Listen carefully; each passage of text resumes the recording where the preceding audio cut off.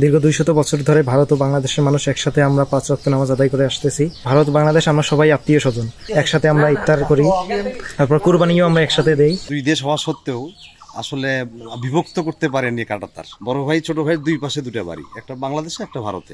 আসসালামু আলাইকুম। আমি এই মুহূর্তে রয়েছি একেবারে দক্ষিণ বারজানি ঝাকুয়াটারি জামে মসজিদ, যেটি একেবারে কুড়িগ্রামের ভুরুঙ্গামারি। এই মসজিদটি মূলত এখানে ভারত এবং বাংলাদেশের মুসল্লিগণরা তারা এখানে নামাজ আদায় করে থাকেন। আমরা একটু আসলে কথা বলতে চাই। আমি এখন কিন্তু রয়েছি এই পাশটাই কিন্তু একেবারেই বাংলাদেশের অংশ, এ পাশটা ইন্ডিয়ায়। আমি একজন ইন্ডিয়ার ভাইয়ের কাছে আমরা একটু কথা বলি যে আপনার এই জায়গাটা কি নাম? মূলত ছোট গাড়ার পাড়াটার নাম হচ্ছে ঝাকুয়াটারি। ঝাকুয়াটারি এটা কোন অঞ্চলের, মানে ভারতের কোন প্রদেশের মধ্যে? পশ্চিম বাংলা, ডিস্ট্রিক্ট হলো কুচবিহার। এই যে বাংলাদেশ ভারত নিয়ে তো অনেক ধরনের, আপনাদের তো আত্মীয় স্বজন বাংলাদেশে রয়েছে, তো এই যে আপনাদের মধ্যে মানে দেশে দুই দেশের মধ্যে তো একটা মানে চলছে, তা আপনাদের কি মনে হয়? এলএমই সার্টিফাইড বিশ্ব সেরা কপারে তৈরি ওয়ালটন কেবলস, যা আপনার স্থাপনাকে রাখবে সব সময় নিরাপদ। না না, ও দেশের মধ্যে চলছে, আমাদের মধ্যে তো নাই। আপনাদের মধ্যে না, দেশের মধ্যে দেশ নিয়ে আসছে, যখন বিজেপি আসে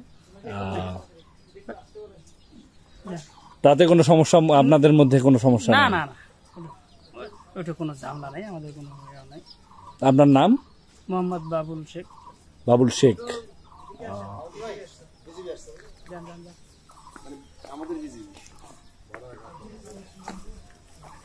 দর্শক, আমরা একটু এসেছি, আমরা আসলে যে বাংলাদেশ এবং ভারত এখনো যে এই জায়গাটি কুড়িগ্রাম জেলার এই জায়গাটি এখনো কিন্তু তাদের যে মেলবন্ধন সেটি আছে এখানে এই মসজিদেই। ফুলকুমার পাথরডুবি ভুরুঙ্গামারি কুড়িগ্রাম, এই মসজিদে কিন্তু দুই দেশের মুসল্লিরা এখনো নামাজ আদায় করে থাকেন। মানে এটা এটা এটা হলো কি, দুই দেশে তো একটাই মসজিদ না, তো এইখান থেকে ওই আপনার এখানে কিন্তু আগে দোকান ছিল লাইন ধরা।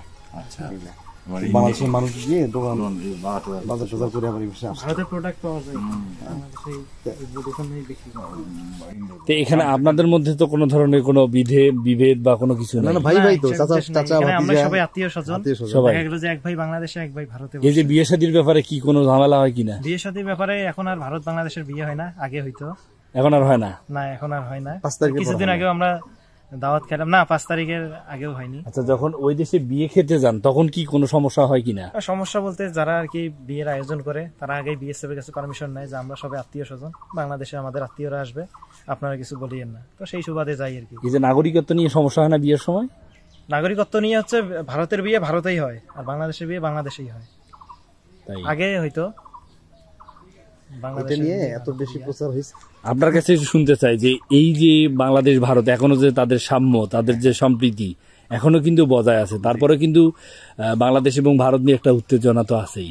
আপনার কি মনে হয়? বিষয়টা হচ্ছে যে কাঁটাতারের বেড়া কিংবা দুই পারের সীমান্তের দুই দেশ হওয়া সত্ত্বেও আসলে বিভক্ত করতে পারেননি কাঁটাতার। হ্যাঁ, এই যে সম্প্রীতি, একসঙ্গে একটা মসজিদে নামাজ পড়ে, এটা প্রায় 100 বছরের ঐতিহ্য। এখানে এক পাশে এই ভাই, ওই পাশে বড় ভাই, বড় ভাই ছোট ভাই দুই পাশে দুটো বাড়ি, একটা বাংলাদেশে একটা ভারতে। তো এইভাবেই সামাজিক সম্প্রীতি দুই দেশের মধ্যে যেভাবে মসজিদ কেন্দ্রিক সম্প্রীতিটা গড়ে উঠছে, এটা আবহমান কাল থেকেই চলছে। এটা কত বছর হতে পারে এই মসজিদ? এই মসজিদ স্থাপিত হয়েছে আপনার 1820 সাল। 1820 সাল থেকেই হ্যাঁ, মানে এই অবস্থায় আছে। এই অবস্থায় আছে। মানে যখন দেশটা ভাগ হয়ে যায় তখন এই দুই দেশের সীমান্ত রেখাটা মসজিদের একদম কোল ঘেঁষে চলে যায়, যার কারণে মসজিদটা তখন একটা অংশ মনে করেন ভারতে পড়ে, একটা অংশ বাংলাদেশে পড়ে, ওই অবস্থাতেই রয়ে গেছে আর কি। মনে হলো যে এখনো যে বাংলাদেশ ভারত যে সাম্য সম্প্রীতি, মানে এই যে দুই দেশের মেলবন্ধন, এটা কেমন মনে হচ্ছে আপনার এই পরিবেশটা দেখে? এখানে তো আমার কাছে লাগে যে স্বাভাবিকই আছে সবকিছু। হ্যাঁ, মানুষজনের এই যে এত সহজ ভাবে দাঁড়ায় আছে, ইন্ডিয়ার মানুষ বাংলাদেশের মানুষ, মনে হয় না যে কোনো ভেদাভেদ আছে আছে। আর সবচেয়ে আশ্চর্য লাগলো এই মসজিদ 200 বছরের পুরানো, 205 বছর, 1820, এটা হলো 2025। এটা বিশাল ব্যাপার, আশ্চর্যের বিষয় না যে একই মসজিদে দুই দেশের মানুষ নামাজ আদায় করে। এটা মারাত্মক ব্যাপার, এটা ভাবাই যায় না। মুসলমান তারা কিন্তু এখানে নামাজ আদায় করেন এই মসজিদে। এই যে নামাজ দীর্ঘদিন ধরে যে আপনাদের মধ্যে যে একটা সম্প্রীতি আছে বা আপনাদের মধ্যে যে একটা মেলবন্ধন, এটি কি কখনো আপনাদের মধ্যে কোনো দ্বন্দ্বে পরিণত হয়েছে কিনা কখনো? না, এখানে আসলে দীর্ঘ 200 বছর ধরে ভারত ও বাংলাদেশের মানুষ একসাথে আমরা 5 ওয়াক্ত নামাজ আদায় করে আসতেছি। আমাদের পূর্বপুরুষরাও পড়েছেন।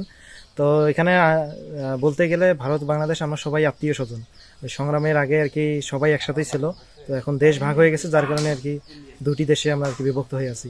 তো এখন আলহামদুলিল্লাহ আমরা সবাই 5 ওয়াক্ত নামাজ একসাথে পড়ি। সামাজিক যে কার্যক্রমগুলো, বিয়ের সাথে দাওয়াত হয়, জানাজা হয়, সবগুলোতে আমরা একসাথে অংশগ্রহণ করি। ইফতারেও ভারতের লোকেরাও ইফতার দেয়, আমরাও ইফতার দেই, একসাথে আমরা ইফতার করি। তারপর কুরবানিও আমরা একসাথে দেই। তো আমাদের মাঝে আলহামদুলিল্লাহ সম্প্রীতি মিলবন্ধন এখনো রয়ে গেছে। কোনো রকমের আর কি বিশৃঙ্খলা এখানে আলহামদুলিল্লাহ হয়নি। আমরা চাইবো যেন যতদিন পর্যন্ত বেঁচে আছি এইভাবে যেন সম্প্রীতি মিলবন্ধনটা টিকে থাকে। এই যে দুই দেশের মধ্যে তো একটা মানে উত্তেজনা সারা দেশেই, আপনাদের মধ্যে, আপনারা তো একেবারেই নিকটবর্তী জায়গায়, আপনাদের মধ্যে কি কোনো আতঙ্ক বিরাজ করছে? না না, আমাদের মধ্যে কোনো আতঙ্ক বিরাজ এখনো হয়নি, আশা করা যায় হবেও না ইনশাল্লাহ। আপনার নাম এবং আপনার কি গ্রাম? আমার নাম শাহাদত হোসেন, আমি বাংলাদেশের নাগরিক। দর্শক, এ পাশে যে আপনারা গরুর যে